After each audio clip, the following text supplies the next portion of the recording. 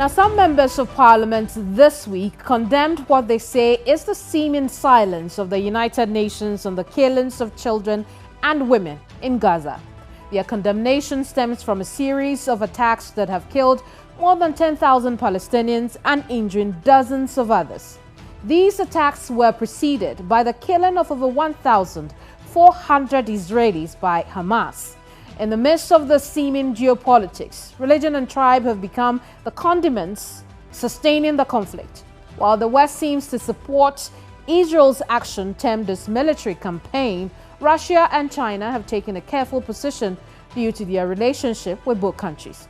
The questions begging for answers. Is the world helpless in dealing with this crisis that has brought serious humanitarian catastrophe, or geopolitical interests reign supreme while innocent children and women are being killed daily?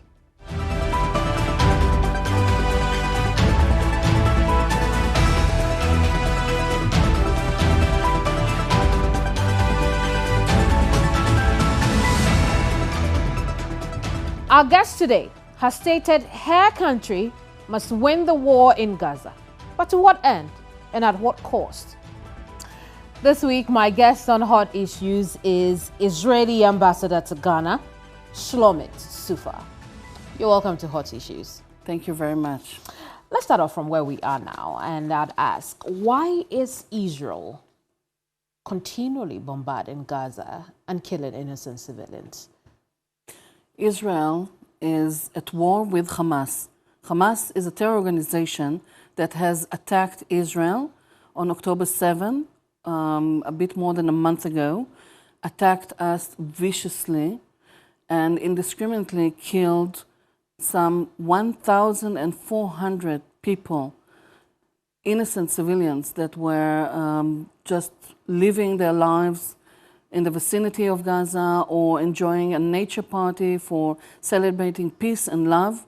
They killed those people, the terrorists killed those people in the most brutal and inhumane way you can imagine, in some ways that you cannot even imagine. And I will spare you the descriptions. Right. And they took back to Gaza with them 240 people as hostages. You're right. And our goal is to destroy Hamas in this war and release our hostages. And in the process of destroying Hamas, you're killing innocent Palestinians, including children. 10,000 so far. Over 4,000 children have been killed in the process. In the process of destroying Hamas, we have to operate in a manner that is according to international law, to the laws of armed conflict, and we are being very careful about what targets we hit and how. Whereas Hamas is using its own civilians, its own population as human shields and trying to operate as much as they can from amongst mosques, schools, hospitals in order to have them, in contrary to international law, but Israel to have hasn't them held shielded. back. Israel hasn't held back, knowing that the missiles that are flying over Gaza will kill innocent children. You haven't held back. That surely is not in it's in contravention of a number of international laws, isn't it? Let me be very clear. We are being very careful about the targets that we choose in order to have them comply with international law. Right. And every civilian that is killed is a tragedy. It is not our goal. It is not our intention. So let's talk about some of these targets. It is inevitable. You have the Al-Nusrat refugee camp, Khan Yunis City, Jabalia refugee camp, Al-Amari refugee camp, knowing very well that there are a lot of women and children there who are not Hamas. Israel still fired at these refugee camps. Israel is firing at Hamas targets, and we are calling on civilians to clear the area of the fire. Hamas is everywhere. Hamas is everywhere because on top of everything that you may think you see as Hamas targets above ground, there's also a metro city of Hamas of 500 kilometers of tunnels that are using this, used by these terrorists, built and used by these terrorists to to serve as terror tunnels, attack tunnels, infrastructure, command posts, everything. They have their protection, and they say it very clearly in interviews to international media. We take care, the Hamas take care of their people only, and everything above ground, this is for the UN to take care of. They refuse to take responsibility of their own population. They refuse to let the people clear the war zone. They refuse to let them move south, where Israel is designated the southern part of the Gaza Strip as a free and safe zone for people to move. And Hamas is blocking the roads and maintaining their own people there in order to maintain them as human shields. Well, so let's just say that is the case with Hamas. We can also say that Israel has not held back. And perhaps there is no tact in how you're attacking Hamas, because in the end, innocent civilians are caught in the crossfires, 1,400 on your side. And then we have over 10,000 Palestinians who have been caught in this, have died. First of all, I strongly disagree. We are holding back, and we are, as I said, 10,000, we're being very careful. And who gave you this? Who gave you this figure? Where do you have this figure from? Is it not? From the Hamas-controlled Ministry of Health? No, these are reports that the UN is also backing. And how many of them are Hamas terrorists? Do you have any way of knowing? Well, you should be able to tell me that, since you had the intelligence that Hamas is embedded in these refugee camps, in these tunnels where you have blocked, and so you should be able to tell me how many Hamas within the 10,000 Palestinian within the 10,000 allegedly people killed, because we don't know for sure the numbers and the figures of civilians. We can say that many, many terrorists have been killed already, be them the ones that infiltrated Israel and were killed where the Israeli military was fighting them and pushing them back to Gaza Strip, and be it during the war that we wage on Hamas in Gaza. And this war is extremely important because we have had so many attacks by Hamas on Israel.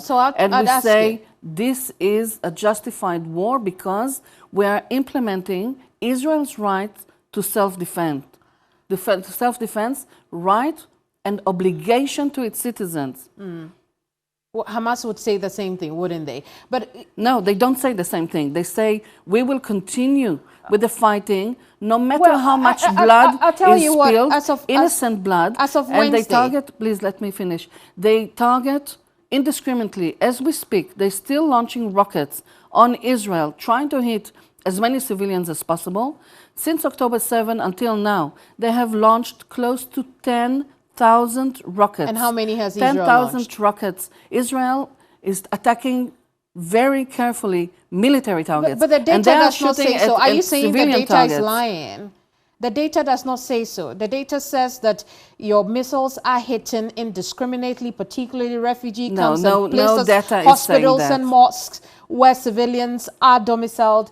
Are you saying the data is lying? I'm saying that we are careful to make sure that the targets that we hit are military targets, and we are working with accordance with the laws of armed conflict. And every civilian that is hurt is a tragedy, but the accountability for this, the entity that should be accounted for this loss of life is Hamas. And how come no one is demanding this from Hamas? No accountability. They are in control of that territory.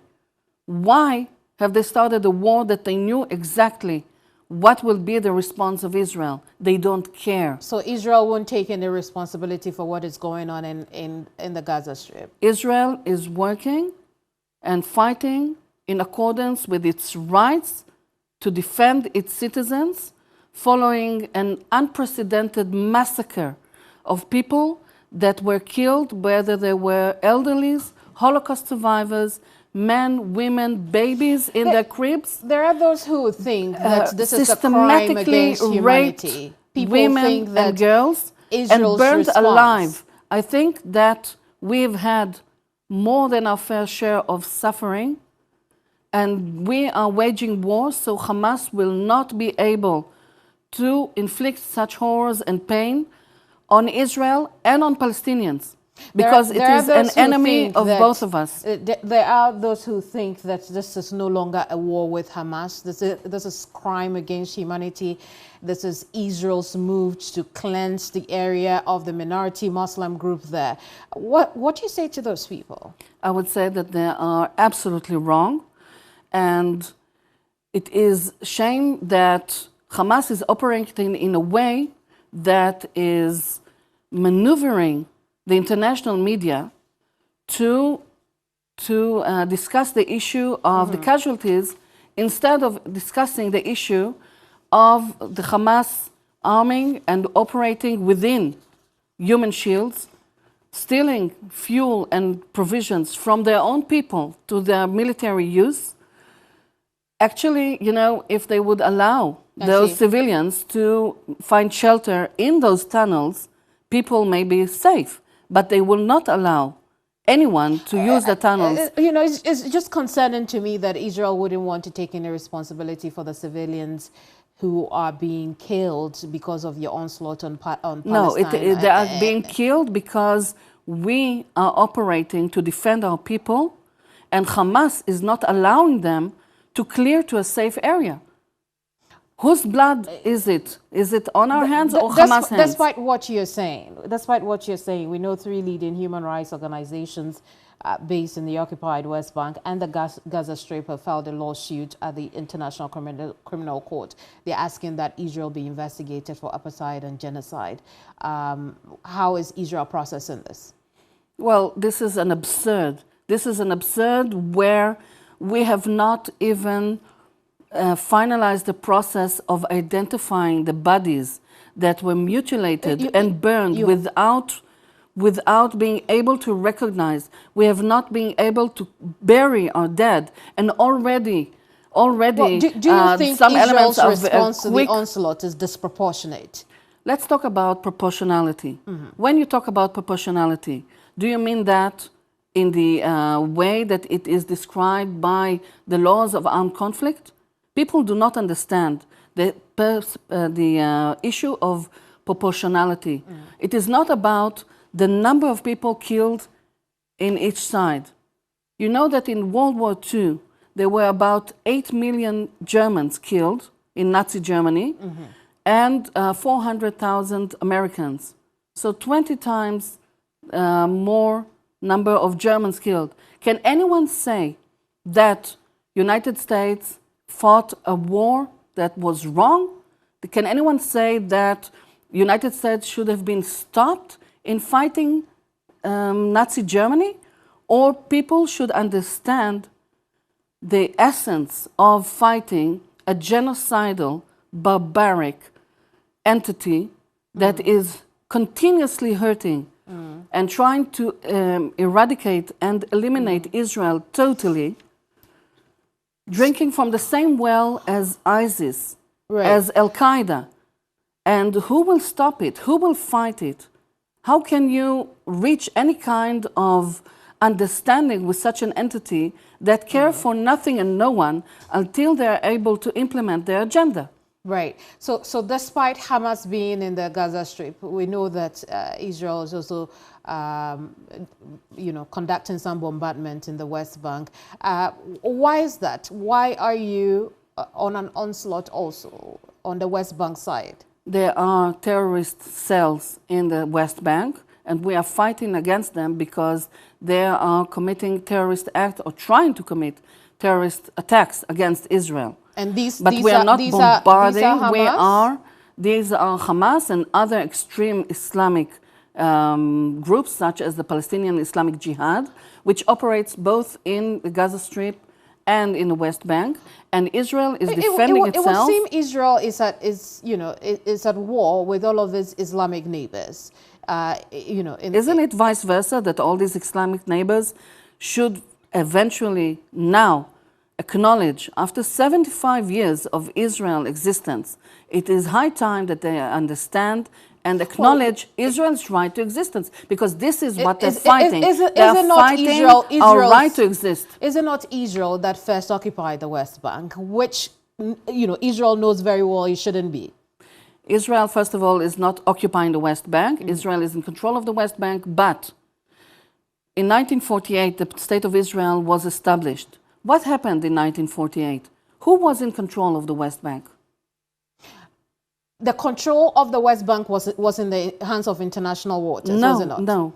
In 1948, after the War of Independence, Israel declared independence, and we became a state, acknowledged and recognized by the UN. At the same time, the territories that were designated by a UN resolution to become an Arab or Palestinian state, those territories, West Bank and Gaza Strip, were occupied, taken over and occupied by neighboring countries.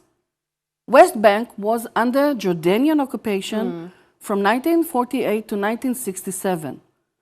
The West Bank, we had a war in 1967, and we pushed the Jordanians out. We never annexed the West Bank, and it is under Israeli security control, but we are not occupiers. And if a claim of occupying... Is that not what is happening in the West Bank now? The fact that Israel is illegally occupying it, the UN has said time without number that occupation is illegal. We're saying that these territories, the status is disputed because actually they never belonged to an independent state of Palestinians. But at the same time, we have to focus that this fight that we have with Hamas, we should not be diverted from this. Hamas is not part of the equation. Hamas is not about establishing a Palestinian state. Hamas is about destroying the state of Israel. They're not fighting for Palestinian rights. They're fighting to have as many Palestinians killed. Do you think that Israel is living up to the expectation of the declaration that brought them to the Palestinian area? I'm sorry, I don't understand the question. I'm asking, is Israel living up to the declaration, the Balfour Declaration that brought the Jewish people who were being persecuted at the time to the Palestinian area? The Jews in diaspora were there in diaspora for 2,000 years. And for 2,000 years, they yearned and prayed every day to go back to their homeland. At the turn of the 19th century, Jews started returning to their homeland, to Israel. Well, Jews didn't just start returning. It was an agreement it was from the British. It was decades before this Balfour Declaration was given. Okay. Decades before that, Jews started returning to their homeland, inspired by nationalistic movements. Was there a homeland, or that homeland was created out of the Balfour Declaration?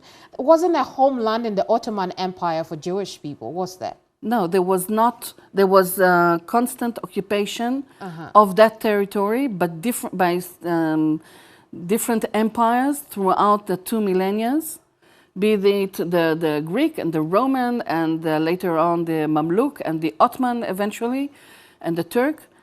And then it was the Turkish Empire was dismantled at the end of World War I, and the territory of Israel was given to the British to control until the people of the region could establish independent states. Well, when, you know, and I'm going to read from that letter from Arthur Balfour during that declaration in 1970. This is exactly what the letter says. It says that His Majesty's government view with favor the establishment in Palestine of a national home for the Jewish people and will use their best endeavors to facilitate the achievement of this object.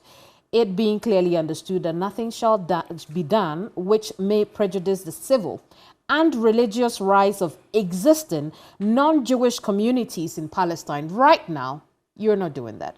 Israel right now, we are more than 100 years past that time, and right now, we are fighting a war against an ISIS-like entity, terror entity, that has nothing to do with Palestinian rights, has nothing to do with 2 states for 2 people, has nothing to do with all that. This entity is a terror entity, and it has to be destroyed in order for our region to have any kind of future.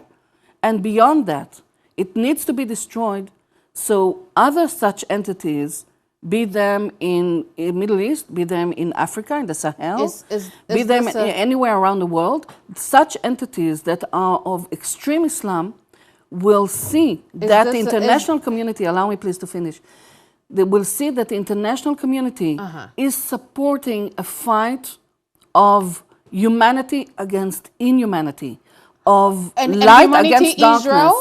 Humanity being Israel and inhumanity being an entity that sends its terrorists what do you think the Palestinian civilians will be saying? Systematically rape and burn alive women and girls that are holding 240 hostages, some of them babies. We're talking about 10 of these hostages under the age of 5. What kind of entity, how would you describe them? Your Excellency, the way you're describing Hamas's onslaught, or rather attack on October 7th, carnage. I think the word is carnage. You know, that description also goes for what is happening in Palestine at the moment at the hands of Israel's military, wouldn't you say? Because the baby, talk to me about this base, because the babies of Israel are not more important than the babies of Palestine, and over 4,000 of them have died. And you're telling me, damn, the consequences because you want to go after Hamas? No, I'm saying that Hamas should be asked these questions. Why do you not protect your babies? Not Israel, that is defending its citizens and doing its utmost to defend the Palestinian civilians, should not be asked these questions, but rather Hamas should be asked these questions. Why don't you do the minimal thing to protect your civilians, but rather have them killed or injured and hurt in a war that is justified and completely justifiable? So I mean, while Israel... But these questions are not addressed to Hamas. Hamas is manipulating the media to focus on the Israeli side, whereas it is achieving its goals because no one demands any accountability from them. I would think that Israel has had more support across the world than Hamas. What people are condemning is the onslaught of innocent Palestinians, civilians in this war, and Israel doesn't seem to care about that. Israel, as I said before a couple of times, every civilian that is killed is a tragedy, and this is not our goal, not our intention. But sometimes... But you can't stop. But we cannot stop until we defeat Hamas and release our hostages, because if you stop now... What does defeating Hamas look like? If we are called to stop now, this will only allow Hamas to rearm, regroup, and continue the violence, and it will only set the timer, as we've seen time and again, it will only reset the timer for the next war with Hamas. There will be nothing good that will come out of a ceasefire. So two things I want us to look at before we move to other parts of this conversation. You have constantly talked about how Hamas is also not giving up, but we know that the deputy Hamas chief Saleh al-Aruri gave a televised address on Wednesday. Here are a few things that he talked about. He says that they will ensure the freedom and independence of their people, which begins with the freedom of political prisoners. Will Israel release these political prisoners? We don't have political prisoners. You don't? No. Political prisoners of Hamas? No. Oh, but the figures would say that since the war began, you have doubled those numbers. 5,200 before the war, and then 10,000 now. 4,000 laborers were, arrested arbitrarily in Israel. They are political prisoners of Israel, aren't they? We don't have political prisoners. We have terrorists that either committed violence and terrorism or were planning to commit violence and terrorism. And they have been sentenced and put to prison. We do not have political prisoners. What is the definition of terrorism? I just told you that 4,000 laborers working in Israel were rounded up arbitrarily. All these 4,000 people are also, When you are in a state of war, you are protecting yourself and you are taking some emergency measures, and these were under these actions were done under emergency measures. but they will be or have been released in the earliest possible time. But when you are at war and you have citizens of your enemy in your territory, what do you do with it? I see. You know, if you're at war, God forbid, with one of your neighboring countries, and you have a community. Is that why there are reports that the IDF is arbitrarily killing and brutalizing Palestinians? I absolutely reject these claims. These are falsehood, and whoever is saying these accusations against Israel is just trying to spread lies. There's no arbitrary and indiscriminate. There is a very meticulous work of security that is being done by the IDF against terrorists. And unfortunately, there are terrorists both in the West Bank as well. But Israel is being very careful, and IDF, like other entities in Israel, are all responsible and accountable to Israeli law and international law. Unlike other entities that we're talking about, Israel is a state that is governed by law, is answering to the rule of law, and is obliged to international conventions. So let's talk about this again. These 4,000 laborers who reportedly were rounded up while working in Israel. How did Israel assess that these people were terrorists, or is just by association with Palestine? I don't know why we're focusing so much about 4,000 people that may have been detained, but I guarantee to you that their rights have been maintained. Where we have hundreds of people, some of them, as I said, elderly, some are babies. We have a baby that was taken hostage and when he was 9 months old and just celebrated his 10-month-old birthday party. If he is still alive, we don't know.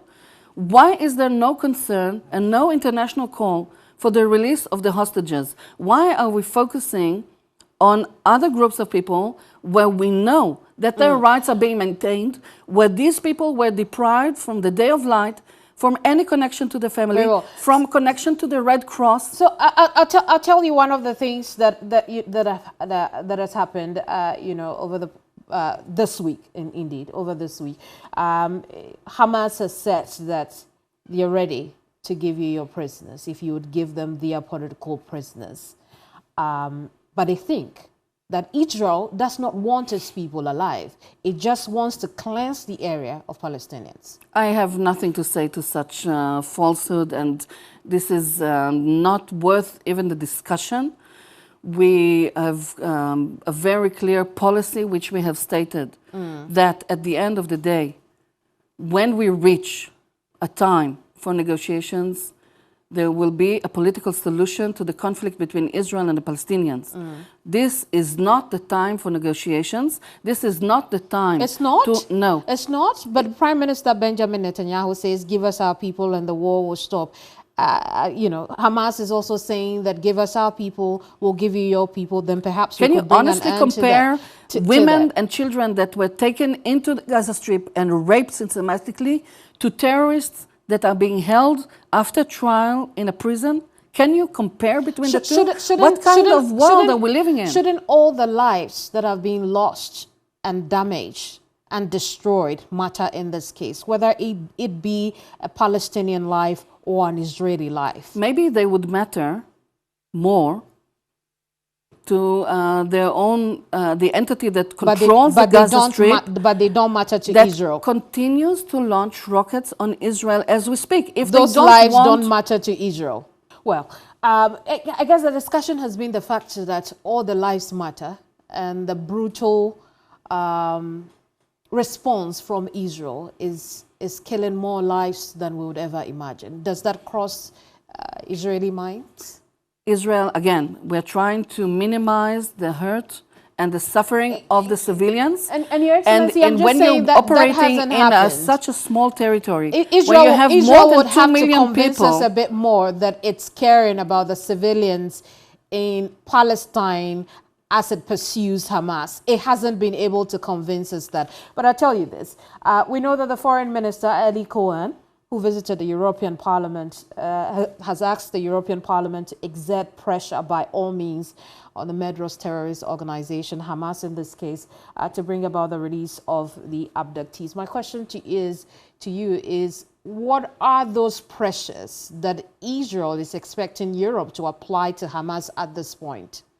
Well, Hamas has been declared as a terror organization by the United States, by the UK, by Canada, by the European Union, and many other countries. We expect each and every country to declare Hamas a terror organization. I think it's very clear and beyond any dispute as to the nature of this genocidal ISIS-like entity. And we would like to see our friends also monitoring, fund transfers and money transfers that are camouflaged as all kinds of relief funds, but actually provide support and financing to Hamas. The war is no longer against Hamas alone. We're seeing Palestinian civilians, I come back to that point, being caught up in the crossfires, being exactly killed, what you said. They are being caught up. They are not a target. We are not fighting Palestinians. We're not fighting Muslims. We are fighting ISIS entity, which is an evil at our doorstep. So we come back to the point of Israel's response to the Hamas situation being disproportionate because of the civilians who are dying and are being killed daily. Every 24 hours we have high numbers of deaths in the Palestinian area, and when we look at the fact that Israel is still getting assistance from the U.S. We know that Congress has been discussing the 14... Why is Israel is getting so much support from the United States, from many European countries and others? Why are there so many visits of solidarity with Israel? This is disproportionate. It is killing Palestinian civilians. You are after Hamas, but you're killing Palestinian civilians, and it's time for something to change. It should stop, shouldn't it? It will stop when Hamas is defeated, because as I said before, what happened before October 7? What happened on October 6? Did we have fighting there?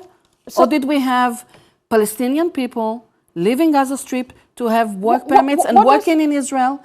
Hundreds of them hospitalized in Israeli hospitals, Israel providing support to the Gaza Strip, working on a program to allow Palestinian Authority to develop a gas field offshore Gaza, to provide more energy, what does a Hamas more livelihood. Look like? And what happened then? We thought that on October 6th, we thought that if we provide and allow and support more livelihood, more stability, more income to people in Gaza, then Hamas would be interested in the welfare of these people. And it has proven the complete opposite.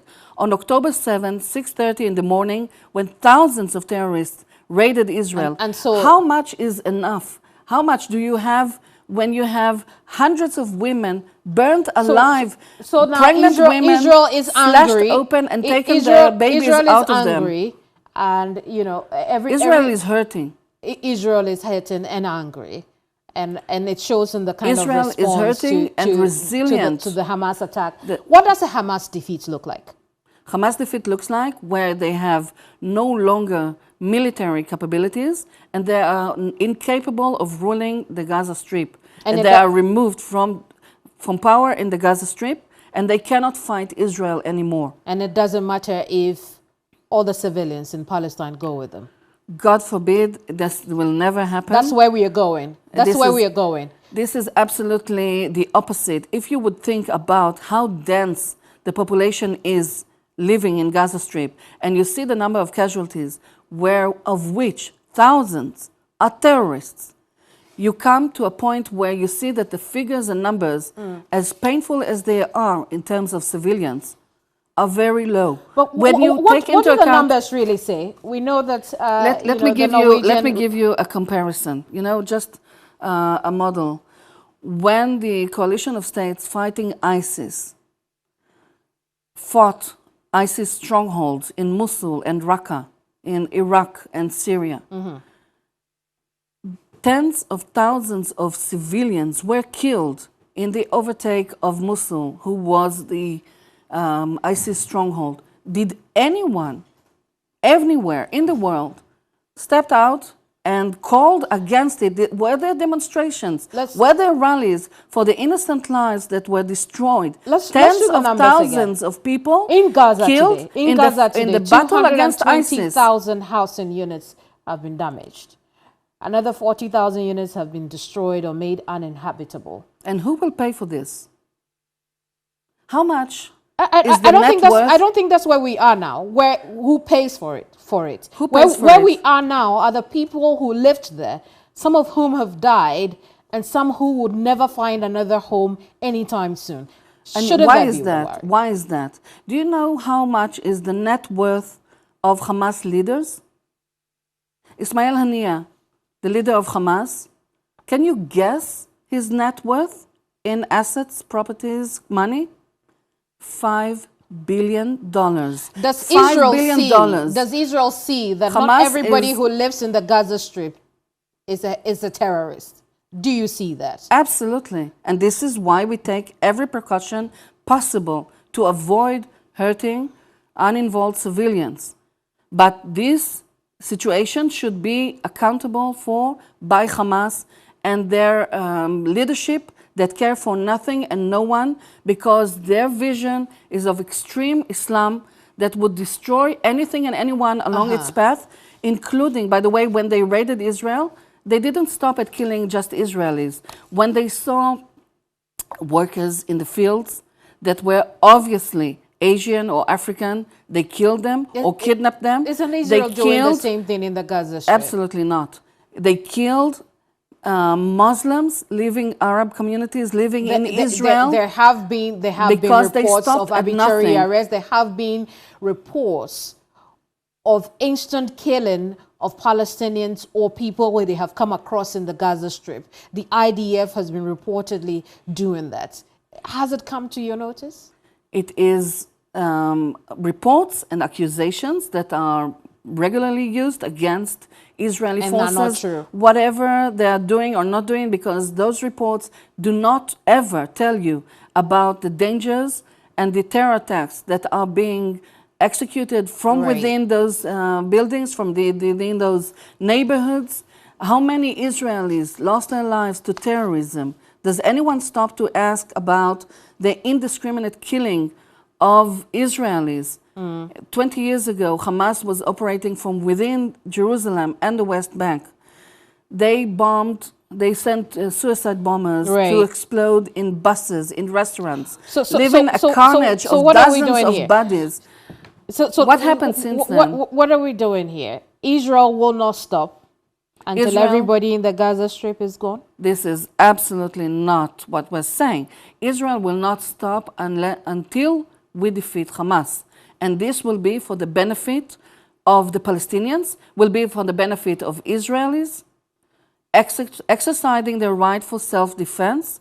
This will be beneficial for such entities that are a threat in Africa. But at this rate, Israel will annihilate any ISIS-like every life entity in Israel, in the Gaza Strip, at this rate. Maybe you should talk about every life in Israel instead of every life in the Gaza Strip.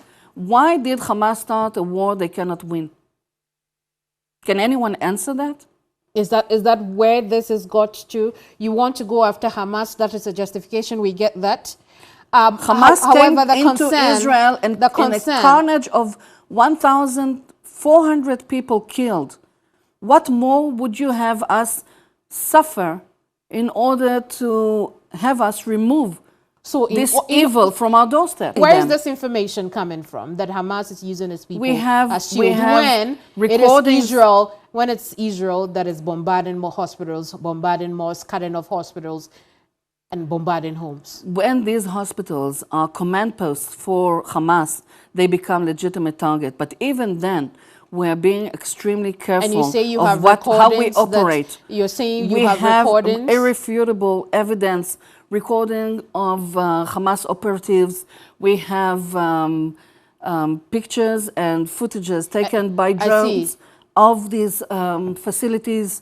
we have people on the ground And what are on these excavating the entrances to tunnels 5 meters from the main entrance of a hospital. And what are these recordings saying? That Hamas is using its people as human shields? They're saying that a Hamas operative is talking over the phone with a friend or a colleague and saying, I can enter the hospital anytime I want because the tunnel is right underneath the hospital. So they are admitting in their own voice. In order to get to the tunnel, Israel will bomb the hospital, irrespective of civilians being there. Israel will do everything possible to avoid from hurting civilians, hitting such targets as hospitals. They are extremely sensitive, and this is exactly, by the way, why Hamas is using them. They're using ambulances that are also protected by international law to move around in the Gaza Strip, shifting terrorists and weapons and ammunition, using those ambulances because they are protected by international law. So they are abusing international law, they are abusing their own people, they are abusing the international media. I see. To have all these questions addressed at Israel, whereas they get away with murder, literally. So, despite what you have said, we know that in order to go after some of these tunnels, Israel has had to go after hospitals and residential. Can you give me an example? Residential properties. I would. We know that, and again, I came up with the Al Nusrat refugee camp, the Khan Yunis city, Jabalia, Al Amari. These are all places. These are not hospitals. These are not. These are all. Is it the case that you do not know that bombs have hit hospitals? We know that as of Wednesday, 18 hospitals had been cut off. You know that. Cut off from the rest of the city. There is no access to these hospitals. There is no humanitarian aid reaching these hospitals, even though they need them, because Israel was going after a tunnel. And why are there still people in these hospitals? Where should they go? Down south. Where you are still bombarding. We're not bombarding the place where we have designated as a safe zone. I see. And maybe they can find refuge in the tunnel. But why is there no shelter against bombs anywhere in Gaza where all the terrorists are protected and safe underground? Is Israel worried? Is worried? not the worst kind of cowardice? I see. So how many Hamas terrorists does Israel think it has killed so far? We don't have an exact count. We think that over 3,000, maybe more.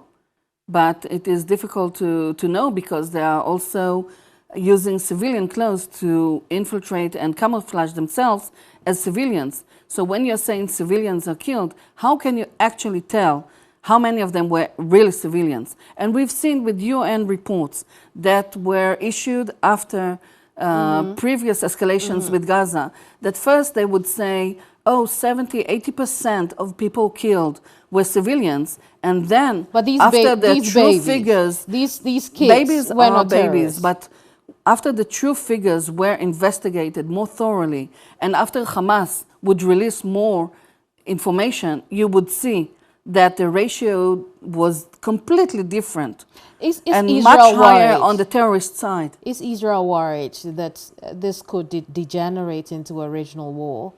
We are worried, and we do not wish to see this escalating into a regional war. But you're on the offensive with Lebanon, with Jordan, aren't you? We are on the defensive with Lebanon. We are not in war against Lebanon, and we hope not to be in war against Hezbollah. The entity that is actually pulling the strings here is Iran, because Iran is trying to engulf Israel with a couple of fronts to see us bleed as much as possible and maybe be destroyed. So that's why they finance and they coordinated with Hamas and Palestinian Islamic Jihad, PIJ, in the Gaza Strip. They are heavily financing and supporting Hezbollah by the sum of approximately $1 billion per year. Hezbollah has now about 150,000 missiles and rocket heads all directed in Israel, covering the entire territory of Israel, this is much more than some regular militaries around the world would have. All this to defend Lebanon? No, it is to destroy Israel. The same goes for pro-Iranian militias in Syrian territory. And finally, the Houthis in Yemen that has already tried to attack Israel 4 times with cruise missiles. Right. Why would the Houthis in Yemen, thousands of kilometers from Israel, why would they try to attack Israel? Indiscriminately, by the way, 3 of these attacks were intercepted, and the 4th one, the missiles hit targets in Egypt. Are we trying to prevent a regional war? Absolutely. Is there another entity that are trying to reach and bring to escalation? Yes. Is this a religious war more than it is a war for economic and political independence? It is a religious war when it comes to Hamas. From Hamas perspective, not just any Jew, and it is clearly stated in the covenant, any Jew should be killed. They want to see the destruction of Israel, and they want to establish an extreme Islam entity, Daesh-like, ISIS-like, Caliphate, and they will kill anyone in their path, be it Jews, Christians, moderate Muslims, and what whoever is it takes. What is it for Israel? What is this war for Israel? This war for Israel is about eradicating an evil that we cannot continue to suffer from. And people have to understand that October 7 for Israel is the same as 9/11 for the United States. But when we're talking about the ratio between the number of casualties, we're talking about thousands of people injured, 1,400 killed, and 240 hostages. In terms of size of population, it is even greater than what U.S. had to suffer on 9/11. And this attack is a game changer. We are saying no more Israelis suffering from decades, 20 years almost, of continuous attacks and rockets launched by Hamas against Israel. Well, and we're saying enough is enough. The Palestinians will say the same thing, that October 7 was a response to provocation from Israel for a very long time. Provocation of wanting to take over the Gaza Strip, provocation of wanting, of attacking their people, which we've had reports of every now and then. I think the facts, we need to understand them completely the opposite. Israel was in control of the Gaza Strip between 1967 to 2005. We had military presence there very heavily, and we had some 20 localities, villages, kibbutzim, placed inside the Gaza Strip. In 2005, Israel has decided unilaterally to withdraw every and all presence from the Gaza Strip. Right. Israel has decided to take back all the military, all the civilians. We took the dead from their graves. How was Israel domiciled in the Gaza Strip? We cleared the graveyards and we left all the facilities, the greenhouses, the houses. We didn't bomb them. We left them there to be used by the Palestinians. The only thing that we got in return was a terror state, a terror entity that continuously trying to kill as many people in Israel as possible ever since Hamas took over in 2007. Israel is not present in the Gaza Strip, does not have any desire to take over the Gaza Strip, and we are trying to protect our people as it is our right under international law. Indeed. Okay, let's talk about the fact that, you know, there have been calls for humanitarian pauses in the war, something Israel has not heeded to. How is Israel receiving these calls for humanitarian pauses? So we are now discussing this issue. I believe we will be able to reach some humanitarian pauses, but in the meantime, there was a mechanism established between Israel, United States, and Egypt to allow more and more humanitarian support entering Gaza Strip. So we're talking about water, we're talking about medical supplies, food. We're not talking about fuel. You know why not? Because Hamas is using the fuel for the generators to ventilate their tunnels. I see. Over here in Ghana, we know that some MPs in Ghana's parliament have voiced their discontent and displeasure at Israel's response to Hamas and its impact on the Palestinian people. How is Israel viewing that move by these MPs? First of all, I would like to remind you and our viewers of the very clear statement given by the government of Ghana on October 8th, condemning Hamas for its murderous terrorist attacks and providing condolences to the victims that were killed during the attack. So it is very important to bear that in mind, that Ghana understands Israel's needs. Ghana understands the challenges that Israel is facing in fighting Hamas and in fighting this war. And we are in constant conversation, constant dialogue with the government of Ghana to explain and to demonstrate what Israel is doing, Ghana has also gone on to vote for a humanitarian pause in the war in Gaza. How is Israel viewing Ghana at this point? You feel betrayed? On the contrary, no. This is we appreciate Ghana's government policy, and there are many nuances that we are in constant dialogue over. There are many elements. This is a very complicated, challenging situation to Israel, to the region. The government of Ghana understands that perfectly, and we are in constant dialogue, as we said, about those nuances where Ghana has voicing its own concerns and perspectives on the situation. But this is an ongoing dialogue, as it is always the case between very close friends. Why has Israel been against humanitarian pauses? Israel has been against any kind of pause because in the when you're operating and you have a war, waging a war going on, there are some points where you just cannot stop. How is this affecting diplomatic relations between Israel and particularly countries that have voted for a ceasefire? So unfortunately, we saw that some countries have decided to call for their diplomats back to the headquarters for consultations. I think this is the opposite of what should take place, because when you have two countries that have diplomatic relations and they have disagreements, even strong disagreements, this is the time for diplomacy. This is the time to address those issues, to engage dialogue, and not to recall the diplomats back.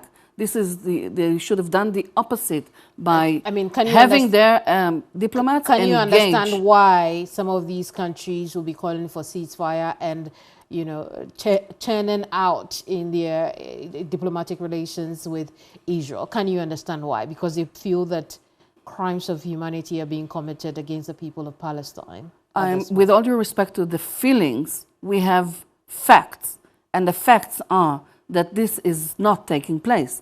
The facts are that Israel is a law-abiding democracy, and in order to maintain our legitimacy and to maintain the legitimacy of this war, that it is difficult to find a more just war than this one.